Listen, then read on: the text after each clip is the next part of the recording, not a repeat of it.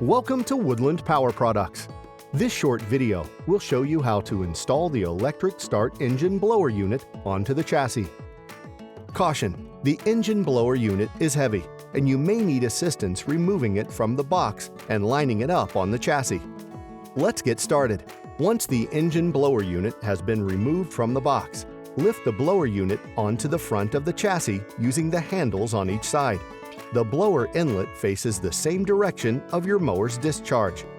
Locate the two engine clamp knobs and rubber washers you removed from beneath the chassis. Now install one rubber washer on each clamp knob, and only install the rear engine clamp knob at this time.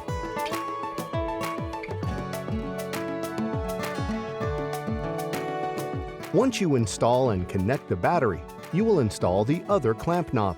Now you can move on to assembling and installing the electric start battery.